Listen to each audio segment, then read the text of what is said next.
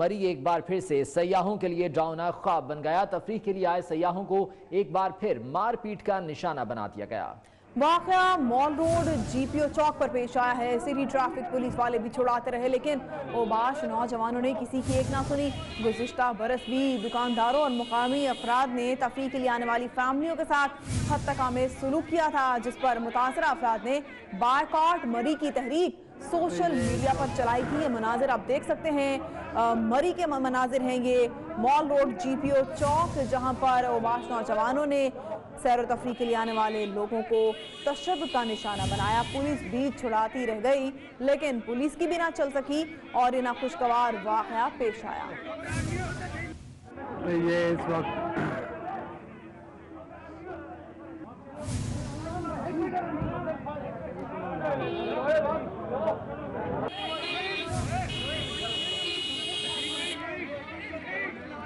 मरी में ये वाक़या पेश आया है, जहां पर सिटी ट्रैफिक पुलिस एहलकार भी मौजूद थे, लेकिन वो भी कुछ ना कर सके। ओबाश नौजवानों ने एक बार फिर से मारपीट की है। मॉल रोड मरी जीपीओ चौक में ये वाक़या पेश आया है। गुज़िश्ता साल भी इसी तरह का एक वाक़या देखा गया था, जिसके बाद सोशल मीडिया पर बॉयकॉट मरी की एक मुहिम भी चलाई गई थी। लेकिन अब की बार फिर जब सयाहों का रश है तो मारपीट का एक और वाक़या यहाँ पर देखा गया है।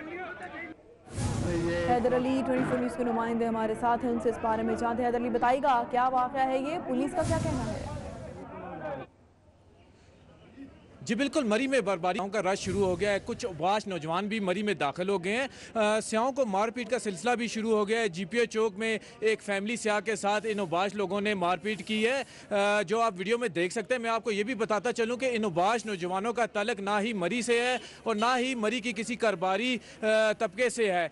ये लोग मरी की सियाहत को बर्बाद कर रहे हैं और यही लोग मरी इंतज़ामिया के लिए चैलेंज बने हुए हैं और इस माफिया के खिलाफ सख्त एक्शन की ज़रूरत है। मरी इंतज़ामिया की जानिब से मरी में डॉल्फिन फोर्स भी तैनात की गई थी, लेकिन अभी सूरत हाल ये है कि मरी जीपीओ चौक में ना ही डॉल्फिन फोर्स है और ना ही पंजाब पुलिस है, सिर्फ कुछ ट्रैफिक एहलकार मौजूद हैं। शुक्रिया हैदर अली, आगाह कर रहे थे। आगे बढ़ते हैं, कुछ बात करेंगे सियासत के हवाले से।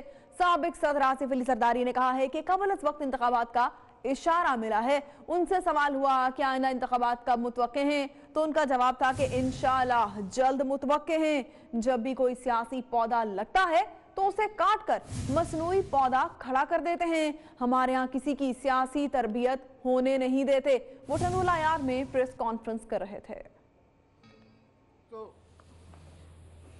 पाकिस्तान में हर दफ़ा मजाक हुआ है, अजब अजब किस्म की कहानियाँ लिखी गई हैं और इन कहानियों के जो आप में से मेरी उम्र के लोग हैं वो गवाह हैं। जब भी कोई पॉलिटिकल पौधा लगता है, थोड़ा बड़ा होता है, ये काट के आर्टिफिशियल पौधा को बड़ा कर देते हैं। उससे क्या लॉस होता है, मुल्क को क्या नुकसान होता है, ये इनके सोच में नहीं। इनकी सोच में सिर्फ ये है पसंद है या वो नापसंद है। पसंद तो आवाम की होनी चाहिए। अगर ये इलेक्शन फेयर होते तो इस वक्त वो कप्तान प्राइम मिनिस्टर नहीं होता। आवाम में आए, एकदम जलसे हो रहे हैं और मुलाकातें हो रही हैं, कोई इशारा आपको मिला है? इशारा मिला है अर्ली इलेक्शन का। आइंदा इलेक्शन कब तक मुतवक्के हैं? इंशाल्लाह जल्दी। पीपल्स पार्टी के शरीक चेयरमैन और साबिक सदर आसिफ अली जरदारी ने कहा है कि दोबारा इंतखाबात करवा कर पीपल्स पार्टी की हुकूमत बनाएंगे।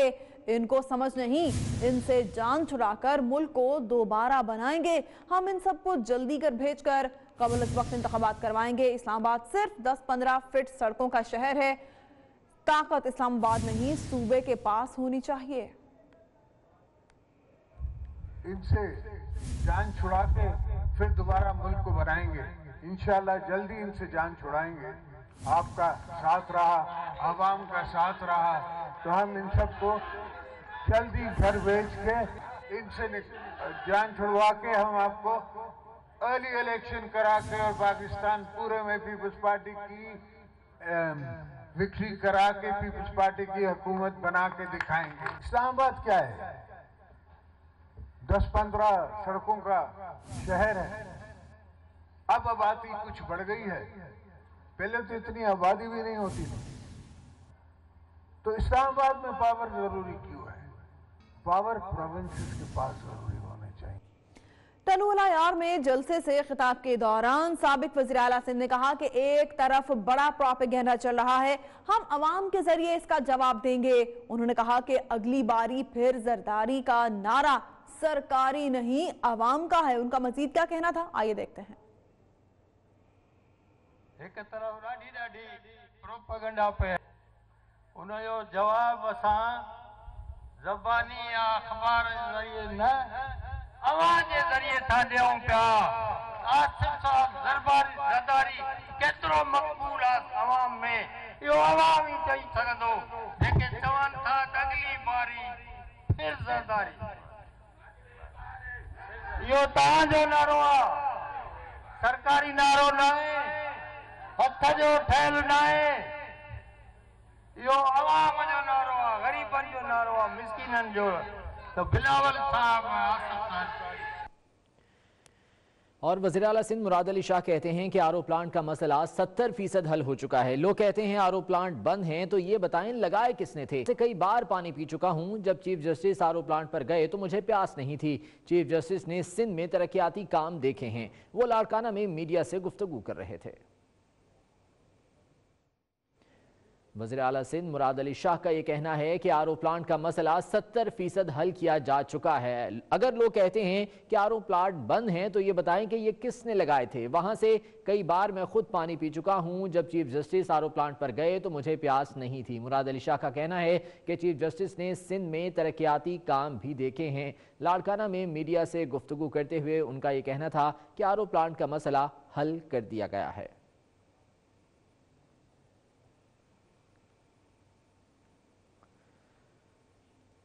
और governor state bank Tariq Bajwa का कहना है कि डॉलर की कीमत में इजाफे से मुतालिक वज़ीर ख़जाना ने बयान दे दिया है। वज़ीर ख़जाना ने कहा कि डॉलर की कीमत पर उन्हें इल्म था तो बात खत्म हो गई। डॉलर की कीमत मार्केट के साथ मुंसलिक है। मोबाइल टैक्स खत्म होने से टैक्स नेट पर फर्क पड़ा है। वो लाहौर में मीडिया से गुफ्तगू कर रहे थे। डॉलर का जो उतार चढ़ाव है वो दो चीज़ों पर मुनहसर है, एक मैक्रो इकोनॉमिक फंडामेंटल्स पे और एक मार्केट सेंटिमेंट पे। जब मार्केट सेंटिमेंट पॉजिटिव होगा रुपए की कदर बढ़ जाएगी। ये इंशाल्लाह हमें उम्मीद है कि जिस तरह ये पैसे हमारे आने शुरू होंगे और जो हमारी ऑयल फैसिलिटी आनी शुरू होगी तो जो अगर कोई प्रेशर अब रह भी गया है तो वो भी ख़त्म होता जाएगा। जो टैक्स था टेलीफोन के ऊपर वो था, प्रीपेड फोन के ऊपर जो कार्ड के ऊपर जो टैक्स था वो था, तो वो जब से वो सुप्रीम कोर्ट ने अभी उसको जो है विदहोल्ड किया है उसका भी कोई ना कोई रास्ता निकल रहा है। जब हो जाएगा तो सामने जाएगा। और अमीर जमात इस्लामी सिराजुल हक कहते हैं कि मुल्क में हकीकी एहतसाब नहीं हो रहा। हकीकी एहतसाब हुआ तो पीटीआई समेत दीगर पार्टीज के बहुत से लोग इसमें आ जाएंगे। मानसहरा में तकरीब से खिताब करते हुए सिराजुल हक का मजीद क्या कहना था, आपको दिखाते हैं। आज जो 4 महीने गुजर गए किस तरह गुजर रहे। प्यारे भाइयों, मेरे दोस्तों, आज अगर मुल्क में महंगाई में इजाफा हुआ और पूरे मुल्क में महंगाई का एक सुनामी है जिसका सामना हर गरीब, हर मजदूर, हर बेकस और हर मजबूर को है। ये क्यों है? इसलिए कि अल्लाह का ऐलान यही था कि वह मन अअरद अन ज़िक्री फ़इन्न लहू मईशतन दंका। जिसने कुरान का निज़ाम छोड़ा उनकी मईशत तंग हो जाएगी।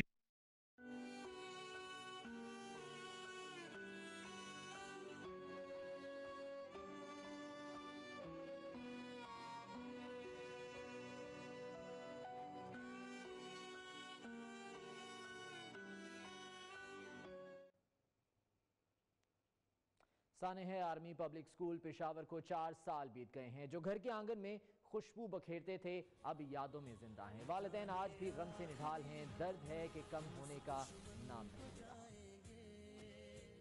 आँखों में ख्वाबों के दिए थे जले और ताबीरे हाथों में लिए,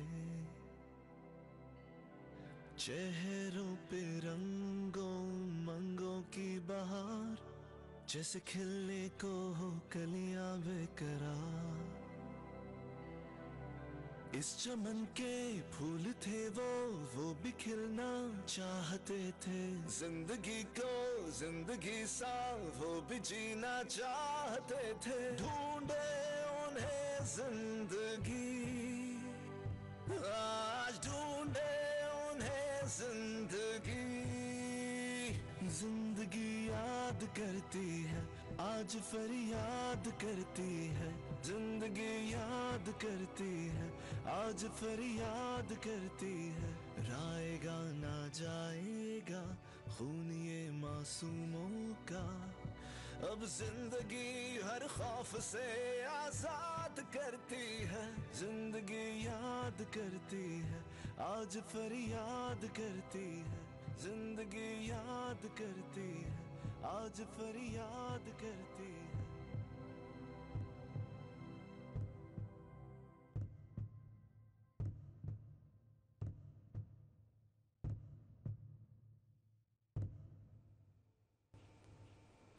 आर्मी पब्लिक स्कूल के शोहदा की याद में स्कूल में तकरीब का इनेकाद किया गया। गवर्नर मेहमान खुसूसी थे। शोहदा के अहले खाना और कोच कमांडर पेशावर ने भी इस तकरीब में शिरकत की। आर्मी पब्लिक स्कूल पेशावर पर 4 साल कबल होने वाले हमले की याद में आर्मी पब्लिक स्कूल में एक पुरवकार तकरीब का इनेकाद किया गया। तकरीब में आर्मी पब्लिक स्कूल के शोहदा के अहले खाना और करीबी रिश्तेदारों, आर्मी और हुकूमती हुक्काम ने शिरकत की। याद करती है, राएगा ना जाए। तकरीब का बाकायदा आगाज तिलावत कुरान पाक से हुआ, जिसके बाद कौमी तराना पढ़ा गया। शोहदा को खराज तहसीन पेश करने के लिए तराने गाए गए। शोहदा के लिए दुआए मग़फ़िरत और खत्मुल कुरान का एहतमाम किया गया। पाक आर्मी की जानिब से गार्ड ऑफ ऑनर पेश किया गया।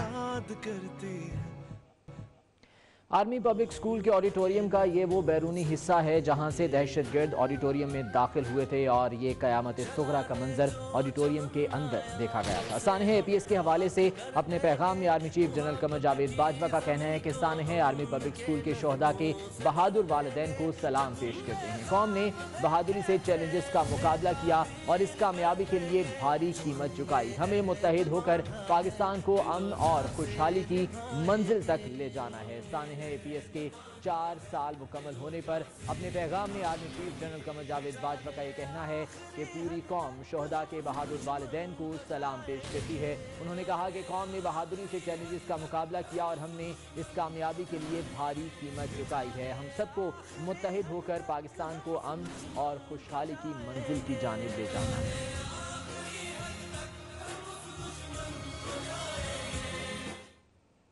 सानह आर्मी पब्लिक स्कूल पेशावर को 4 साल मुकम्मल हो गए हैं। शोहदा के वालिदैन आज भी गम से निढाल हैं। बुज़दिल दुश्मनों ने खून की ऐसी होली खेली कि पूरी दुनिया के दिल छलनी हो गए। दहशतगर्दी में मासूम बच्चों समेत 144 अफराद को शहीद किया गया। 16 दिसंबर 2014 का दिन आर्मी पब्लिक स्कूल के बच्चे हुसूल इल्म में मशगूल थे। FC के वर्दी में मबूस दहशतगर्द स्कूल में दाखिल हुए और फायरिंग शुरू कर दी। फिर क्लासरूम्स में तलबा पर अंधाधुंध फायरिंग कर दी गई। स्कूल गोलियों की तरतराहट से गूंज उठा।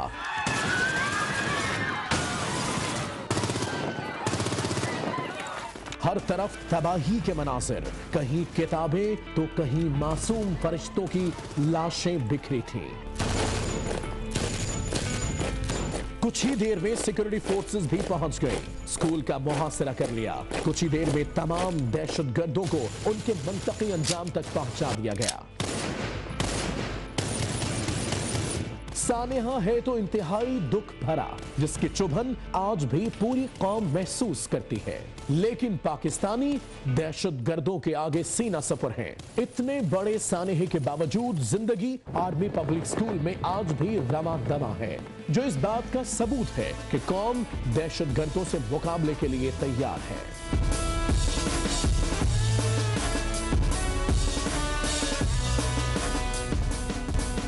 और इस वक्त मैं मौजूद हूँ ऑडिटोरियम के उस अंदरूनी हिस्से में जहाँ पर तमाम तलबा मौजूद थे जिस वक्त दहशतगर्दों ने यहाँ पर दाखिल होकर फायरिंग शुरू कर दी। सानह आर्मी पब्लिक स्कूल भुलाए नहीं भुलाया जा सकता। शोहदा को खराज तहसीन पेश करने के लिए कराची के आर्मी पब्लिक कॉलेज में खुसूसी तकरीबात का सिलसिला 3 रोज से जारी है। हमारी नुमाइंदा मानिया शकील इस वक्त आर्मी पब्लिक कॉलेज के प्रिंसिपल के साथ मौजूद हैं। उनसे मजीद जान लेते हैं। जी मानिया, बताइएगा इस हवाले से। 16 दिसंबर की कुर्बानियों को कभी भी बुलाया नहीं जा सकता। इस हवाले से आर्मी पब्लिक कॉलेज में तकरीब मुनक्किद की गई है, जिसमें जो है 3 दिन से ये तकरीबात जो है जारी हैं। मेरे साथ इस वक्त जो है आर्मी पब्लिक कॉलेज की प्रिंसिपल मौजूद हैं, उस्मा साहिबा। उस्मा साहिबा से जानते हैं कि 3 दिन से जो तकरीबात उनकी जारी हैं उस पर उनकी क्या मकसद था और वो ख़ास तौर से क्या पैगाम देना चाहती हैं उन लोगों को जो कि बच्चों के दुश्मन थे।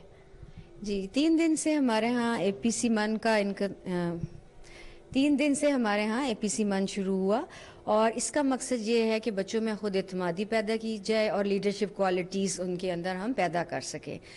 16 दिसंबर को हमने इसकी क्लोजिंग रखी ताकि we could give a message to all those who want us to destroy कि हमारी एजुकेशनल फाउंडेशंस को वो नहीं हिला सकते and we pledge that we are going to make Pakistan the way our founders wanted it to be. Thank you.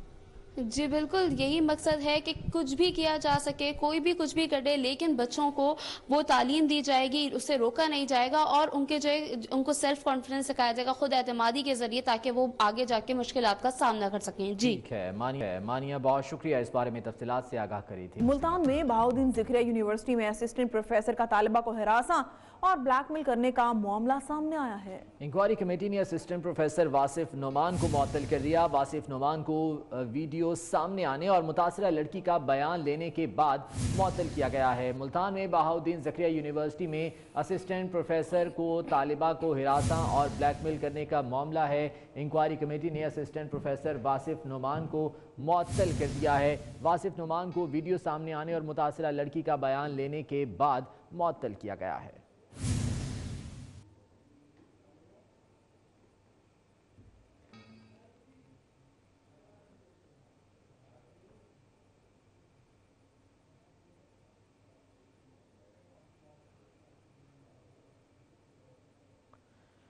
खेल के मैदान से आपको खबर देंगे, पाकिस्तान क्रिकेट बोर्ड ने PSL 4 के लिए तमाम टीमों को स्क्वाड में 21वां खिलाड़ी शामिल करने की इजाज़त दे दी है। 21वां खिलाड़ी इमर्जिंग प्लेयर कैटेगरी से लिया जाएगा। इसी हवाले से मजीद जानेंगे, हाफिज शहबाज हमारे साथ मौजूद हैं। हाफिज शहबाज, आगाह कीजिएगा, अब PCB की जानिब से बाकायदा तौर पर PSL में इजाज़त मिल गई है? बिल्कुल, पाकिस्तान क्रिकेट बोर्ड ने इब्तदाई तौर पर जो कि PSL 4 के लिए, जो उससे पहले भी तमाम टीमें जो 20 पर उनके स्क्वाड मुश्तमिल थे, इस मरतबा उन्होंने फैसला किया है कि एक एक इमर्जिंग खिलाड़ी जो है इजाफी तमाम फ्रेंचाइज टीमों को इजाज़त दी गई है और शामिल किया जाएगा। PCB के मुताबिक जो 21वां खिलाड़ी होगा वो इमर्जिंग कैटेगरी से होगा और उसका ताल्लुक जो है वो मुकामी जो पाकिस्तानी खिलाड़ी होंगे उन्हीं में से इसको लेना होगा और कोशिश की जाएगी कि अंडर 19 सतह के ऊपर जो नौजवान खिलाड़ी हैं जिन्होंने परफॉर्म किया है उन्हें 21वीं खिलाड़ी के तौर पर अपनी अपनी टीमों में शामिल किया जाए। इसका मकसद जो है वो नौजवान खिलाड़ियों में बात बढ़ाना है। उसके साथ साथ ये भी है कि जो नौजवान खिलाड़ियों के हवाले से शिकवा किया जा रहा था कि उनको उस तरह वाक़ई नहीं दिए गए, क्योंकि खासतौर पे जो फ्रेंचाइज टीमें थी उन्होंने अपने जो उनके इमर्जिंग प्रोग्राम थे वहाँ से या तो प्लेयर पिक किए या फिर कुछ ऐसे प्लेयर्स पिक किए जिनकी परफॉर्मेंस इतनी अच्छी नहीं थी डोमेस्टिक क्रिकेट में। तो जो शिकवा सामने आ रहा था उस शिकवे को देखते हुए पाकिस्तान क्रिकेट बोर्ड ने यह फैसला किया है कि 21वें खिलाड़ी की इजाज़त दी जाएगी और ये जो 21वां खिलाड़ी है वो जो पाकिस्तान क्रिकेट बोर्ड के ज़रिए तमाम जो जूनियर क्रिकेट टूर्नामेंट्स हुए जिनमें अंडर 19 और दीगर जो टूर्नामेंट्स हैं उनमें से उसका इंतखाब किया जाएगा। जी ठीक है, हाफिज शहबाज बहुत शुक्रिया इस बारे में अपडेट कर रहे थे। और हॉकी की बात कर लेते हैं। भारतीय शहर भुवनेश्वर में हॉकी वर्ल्ड कप 2018 की हुक्मरानी के लिए बेल्जियम और हॉलैंड के दरमियान मैदान सज गया है। बेल्जियम की टीम पहली बार मेगा इवेंट का फाइनल खेल रही है। हॉलैंड की टीम दूसरे सेमीफाइनल में सनसनीखेज मुकाबले में ऑस्ट्रेलिया को शिकस्त देकर फाइनल में पहुंची है, जबकि पहले सेमीफाइनल में बेल्जियम ने इंग्लैंड को एकतरफा मुकाबले के बाद 6-0 से हरा दिया था। फाइनल का मैदान सज चुका है। बेल्जियम और हॉलैंड के दरमियान इस वक्त मैच जारी है। बेल्जियम की टीम पहली बार मेगा इवेंट का फाइनल खेल रही है, जबकि सेमीफाइनल में इंग्लैंड को एकतरफा मुकाबले के बाद बेल्जियम ने 6-0 से शिकस्त से 2-4 किया था।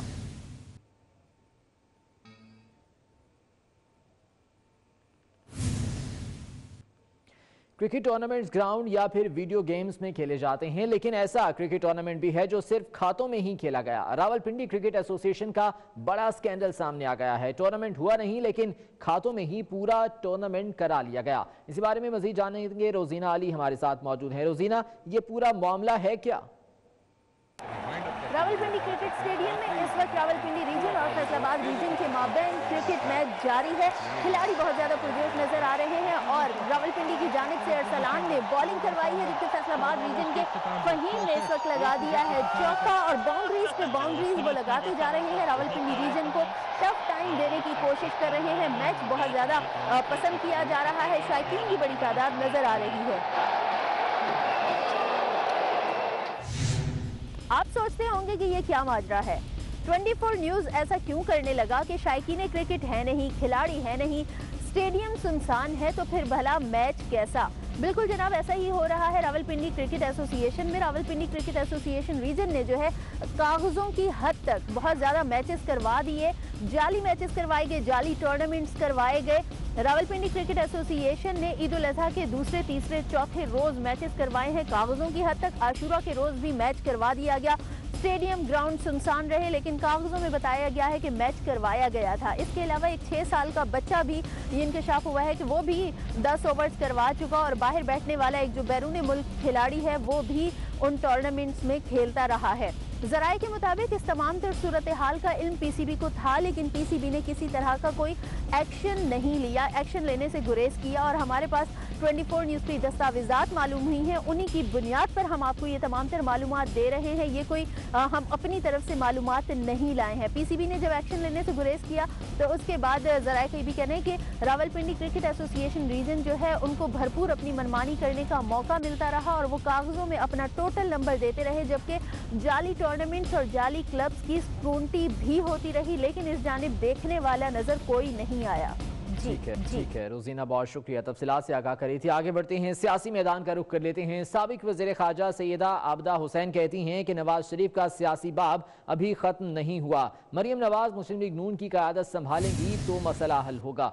उन्होंने ये सब कुछ 24 न्यूज़ के प्रोग्राम जवाब दे में एंकर इफ्तिखार अहमद को जवाब देते हुए कहा। प्रोग्राम आज रात 10:03 पर नशर किया जाएगा। क्या कभी सदीक सालिक ने एक अलहदा जगह पे बुलाकर आप दोनों मियाँ बीवी से इस खदशे का इजहार किया कि उनके साथ कोई ऐसा वाक़या हो सकता है, कोई ऐसा हादसा हो सकता है, तो आपको कहा कि फिर आप उनकी फैमिली का ख्याल रखें? ये कहा। ये बात दुरुस्त है। सिद्दीक सालिक से हमारी दोस्ती हो गई थी।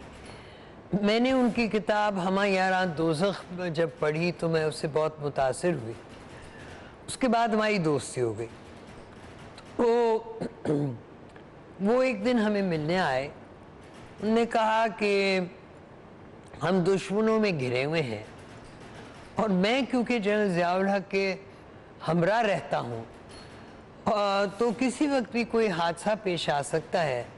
अगर ऐसा हुआ तो आप मेरी बेटी सहीफ़ा का ख्याल रखिएगा। उसके ख्याल में ऐसा होना मुमकिन था? ये C-130 के क्रैश के कोई 2 माह कबल की बात है। क्या ख्याल है कि नवाज शरीफ का सियासी सफ़र अब ख़त्म हो गया? नहीं, मैं समझती हूँ कि नवाज शरीफ डटे हुए हैं, और अभी उनका सियासी बाब जो है वो खुला है। क्या मरियम नवाज शरीफ की जगह मुस्लिम लीग के लिए मुतबादिल कायद बन सकती है? मरियम नवाज बड़ी खुश शक्ल हैं, और उनके वालिद उनको प्रोजेक्ट भी बहुत करते हैं, लेकिन मरियम नवाज की क़यादत जो है मुस्लिम लीग की सदारत की, वो अनडिस्प्यूटेड नहीं होगी। कराची में सुई गैस की सप्लाई में बेहतरी के बाद सीएनजी स्टेशंस आज खुले रखने का फैसला कर लिया गया है। हुकाम का कहना है कि सीएनजी स्टेशंस अब पीर की सुबह 8 बजे तक खुले रहेंगे। इस पर रिपोर्ट कर रहे हैं हबीब खान।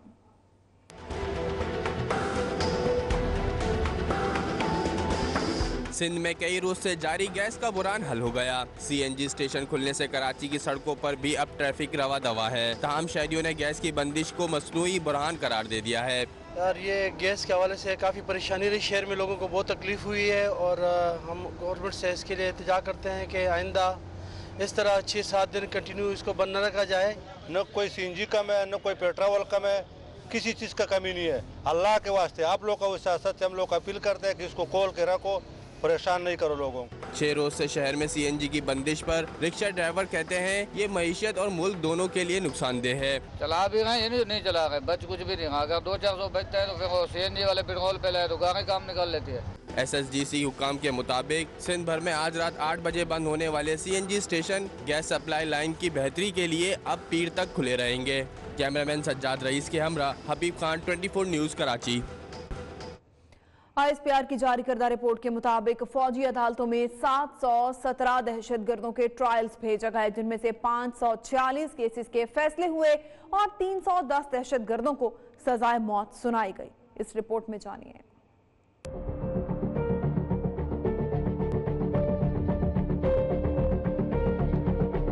सानेहा APS के मासूम फूल हों, मुल्क के मारूफ कवाल अमजद साबरी हों, सबीन महमूद हों या SSP चौधरी असलम का कत्ल, पाक फौज ने सब अम दुश्मनों को उनके किए गए फैसले सुना दिए। बाजा खान यूनिवर्सिटी, सफूरा गोट और कराची एयरपोर्ट पर हमला करने वाले भी या अंजाम को पहुंच चुके या पहुंचने वाले हैं। ये सब मुमकिन हुआ फौजी अदालतों के कयाम और इनमें होने वाले फैसलों के नतीजे में। हुकूमत ने जो 717 केसेस इन अदालतों को भेजे, उनमें से 546 के फैसले सुनाए भी जा चुके हैं। 310 दहशतगर्दों को सजाए मौत सुनाई गई, जिनमें से 56 अपने अंजाम को पहुंच चुके हैं, जिनमें बन्नू जेल हमले का एक दहशतगर्द और APS पर हमला करने वाले 5 दरिंदे भी शामिल हैं। मैरियट होटल, परेड लाइन और ISI मुल्तान ऑफिस पर हमले में मुलव्वस दहशतगर्दों को सजाए मौत सुनाई गई है। मस्तोंग, नांगा पर्वत में भी गैर मुल्कियों पर हमले और चलास में आम शहरियों और सिक्योरिटी फोर्सेस को निशाना बनाने वाले दहशतगर्दों को सजाए मौत सुनाई गई है। दहशतगर्दी के खात्मे के इस सफर में 234 दहशतगर्दों को 5 साल से उम्र कैद की सजा सुनाई गई है। आर्मी चीफ ने 15 दहशतगर्दों की सजाए मौत की तौसीक कर दी है। दहशतगर्द सिक्योरिटी फोर्सेस पर हमलों और सरकारी इमलाक तबाह करने में मुलव्विस थे। इस रिपोर्ट में जानिए। Army chief general Qamar Javed Bajwa ने मजीद 15 दहशतगर्दों की सजाए मौत की तौसीक कर दी। ISPR के मुताबिक दहशतगर्दों को फौजी अदालतों ने सजाए मौत सुनाई। 20 मुजरिमों को कैद की सजा भी सुनाई गई। सजाए मौत पाने वालों में हमीदुर रहमान, सैयद अली, अबरार, फिदा हुसैन, रजाउल्ला, रहीमुल्लाह, उमर ज़ादा और अमजद अली शामिल हैं। अब्दुल रहमान, गुलाम रहीम, मोहम्मद खान, रहीमुल्लाह वल्द नूरानी गुल, राशिद इकबाल, मोहम्मद गफ्फार और रहमान अली को भी मौत की सजा दी गई है। दहशतगर्दों का ताल्लुक कलदम तंजीमों से है। मुलजिमान ने दौरान ट्रायल अपने जराइम का एतराफ भी किया। दहशतगर्द सिक्योरिटी फोर्सेस पर हमलों और सरकारी अमलाक तबाह करने में मुलव्वस थे। दहशतगर्द हमलों में मजमूई तौर पर 34 अफराद शहीद हुए। खबरों का सिलसिला आगे बढ़ाते हैं। पहाड़ इक्तिसादी तरक्की में अहम किरदार अदा करते हैं। दुनिया भर की जंगली हयात, जंगल और नेशनल पार्क्स का 56% हिस्सा पहाड़ों में वाक़ है। 14 बुलंद तरीन चोटियों में से 5 पाकिस्तान में हैं। पहाड़ों की अहमियत उजागर करने के लिए इस्लामाबाद में माउंटेन मेले का इनेकाद किया गया। पहाड़ पानी, ग़िज़ा और खुराक का अहम जरिया तस्वुर किए जाते हैं। बढ़ती हुई सयाहत ने पहाड़ों के गिर्द आलूदगी में भी इजाफा किया है। आलमी माउंटेन डे के पेश नजर इस्लामाबाद के निजी होटल में माउंटेन फेस्टिवल का इनेकाद किया गया, जिसमें वजीर आला गिलगित बल्तिस्तान समेत इटली के सफीर ने शिरकत की। फेस्टिवल में मशहूर कोहपेमाओं पर मबनी दस्तावेजी फिल्म्स भी दिखाई गयी। वजीर आला गिलगित बल्तिस्तान का कहना था कि उनकी हुकूमत ने सयाहत के फरोग के लिए बेहतर इक़दाम किए हैं। बाकायदा हमने जोनिंग की है। ये एरिया होगा आपका कमर्शियल होगा, ये नॉन कमर्शियल होगा, घर बनाएंगे इस तरह का आप बनाएंगे, इस एरिया में नहीं बनाएंगे। इसमें किसी हद तक जो है वो हमने रेड जोन्स डिक्लेयर किए हुए हैं ताकि जो इकोसिस्टम है वो मुतासिर ना हो सके। इटली के सफीर का कहना है कि पहाड़ों के मुताल्लिक आगाही और उनकी हिफाजत मुल्कों की अव्वलीन तरजीह होनी चाहिए। What we should do is pretty straightforward, like respecting the mountains and not littering them, not having excessive tourism. It's all pretty simple to do, to say. It's pretty difficult to do. So that is where the local communities and the local authorities come in. दस्तावेजी films के बाद musical show पेश किया गया, जिसमें फनकारों ने हाजरीन से खूब दाद समेटी। कैमरामैन नोमान के हमरा आफ्ताब वजीर, 24 न्यूज़, इस्लामाबाद। और छांगा मांगा का तारीखी जंगल हमेशा से न सिर्फ पाकिस्तान बल्कि दुनिया भर के सयाहों के लिए खुसूसी तवज्जो का मरकज रहा है। 1966 में इसे कौमी पार्क का दर्जा दिया गया। ये मसनूई जंगल लाहौर से 75 किलोमीटर के फासले पर है। रिजवान असलम की रिपोर्ट देखिए।